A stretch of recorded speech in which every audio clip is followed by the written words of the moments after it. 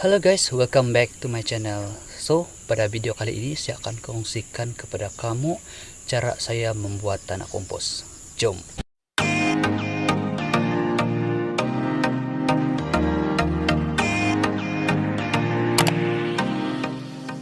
Sebenarnya banyak cara untuk membuat tanah kompos nih. Bergantung di mana kita berada dan persekitaran kita tuh macam mana. Tapi dalam video kali ini saya akan tunjukkan cara saya buat yang paling mudah lah, paling mudah bagi saya karena dia senang untuk didapati di persekitaran rumah saya. So terpulang kepada kamu macam mana cara kamu buat tanah kompos nih. Kamu boleh cek juga di YouTube atau Google, cari informasi dan cara buat yang paling mudah lah untuk kamu. Oke? Kepada yang sudah biasa dengan bidang tanaman ini memang tidak asing lah pasal tanah kompos nih. Memang tahu sudah apa kegunaan dia. Tanah kompos nih digunakan untuk membuat sebagai permulaan lah media tanaman pada sistem penyemaian macam tu. Sebab tekstur dia lebih ringan, tanah dia lebih halus, dan apabila kita buat sistem penyemaian tu kan, tanaman kita lebih senang tumbuh. Sebenarnya banyak lagi tujuan-tujuan dia apabila kita membuat tanah kompos nih, tapi itu saya terangkan secara ringkas lah. Oke, jom. Oke, biasanya saya akan pergi di pokok yang boleh dikatakan lebat dia punya daun dan mempunyai dahan yang banyak, dan saya akan tengok bagian bawah dia. Macam yang korang nampak nih, dia agak bersih sedikit daripada yang biasa. Kalau kamu tengok ini kebun getak, dia ada apa? Ada rumput kan. Tapi bila kita tengok pada bagian sini, bawah pokok nih, dia agak bersih sedikit. Bersih maksud saya sebab kurang rumput tumbuh. So di sini sebenarnya sudah terjadinya tanah kompos secara semula jadi. Tinggal kita ambil saja. Oke, saya akan tunjukkan cara saya ambil. Biasanya saya akan ambil pada bahagian atas nih lah, karena pada bagian atas nih. Sebelum itu saya akan bersihkan dulu. Saya akan buka dulu bagian atas nih, buka dia punya daun-daun, ranting-ranting yang telah mati ini. Kita ambil pada tanah yang bagian atas nih saja. Ini saya tunjukkan sedikit ya. Saya akan buat sampel sedikit saja. Saya akan ambil bagian atas nih.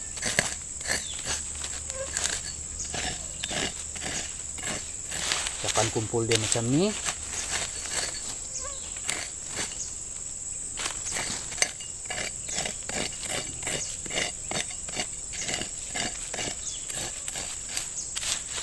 Agak keras sedikit. Kalau kita gunakan cangkul ataupun scoop, mungkin ada sedikit lah. Ini saya guna apa yang ada dulu, yang senang saya bawa. So lepas tu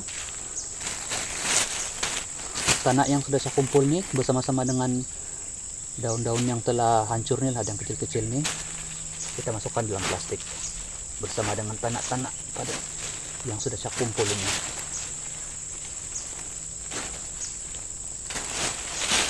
Oke, seperti ini. Selesai.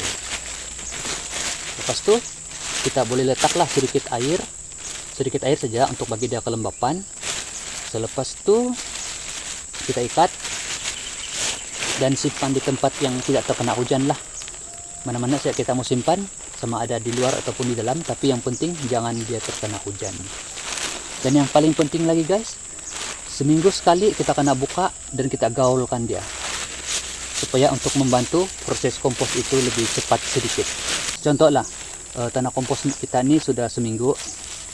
Lepas itu kita buka, kita gaulkan dia. Lepas itu kita tutup kembali dan simpan. Oke, macam tuh. Oke guys, sebagai info tambahan, apabila kita membuat tanah kompos ini, dia akan mengambil masa yang agak lama. Mungkin daripada 3 bulan hingga ke 6 bulan. Jadi benda ini kena sabarlah. Tapi bagi saya tidak masalah untuk kita buat sendiri, karena dia boleh mengurangkan kos kita untuk membeli tanah kompos di kedai pertanian lah. Selagi kita mampu untuk hasilkan sendiri, tidak masalah untuk kita buat. Yang penting kita kena sabar. Oke.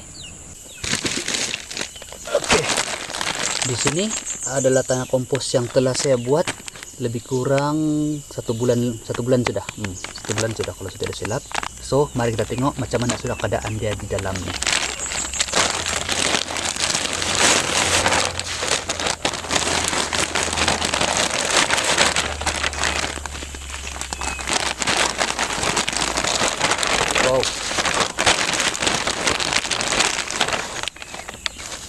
Oke guys, so macam inilah keadaan dia. Oke guys, macam yang saya cakap pada awal video tadi, untuk membuat tanah kompos nih banyak cara dan banyak bahan kita boleh buat sebenarnya. Dan apa yang saya tunjukkan sebentar tadi itu adalah cara yang paling mudah. Yang ini saya sudah membuat dengan mencampurkan daun pisang dengan rumput kering. So macam-macam cara sebenarnya, terpulang kepada kamu apa yang ada di persekitaran kamu. Oke? Dan beginilah rupa dia setelah sebulan. Belum lagi hancur. Dan betul yang macam saya cakap, dia mengambil masa yang agak lama, jadi kena sabar. Oke? Sebenarnya tidak masalah untuk kalau kita mau pakai macam ini pun boleh sebenarnya, cuma tidak berapa cantik. Dan macam mana kita mau buat supaya dia nampak macam yang di kedai, yang tekstur dia lebih halus dan lebih ringan. Jom kita buat. Dan apa yang kita perlukan adalah penyaring. Saya akan saring tanah kompos ini dan saya akan ambil dia punya bahagian yang halus tu saja. Oke, mari saya tunjukkan sedikit. Kita ambil sedikit dulu. Macam ni. So apa yang saya lakukan adalah saya akan buat seperti ini.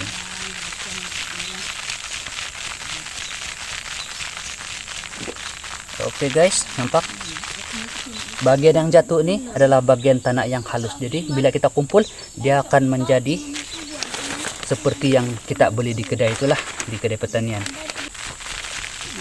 Oke, saya akan skip video ini dan saya akan tunjukkan macam mana hasil dia bila dia sudah siap. Oke. Boleh tahan juga guys, dia punya penat nih untuk membuat proses penyaringan dia nih. Tengok, baru ini saya dapat banyak lagi.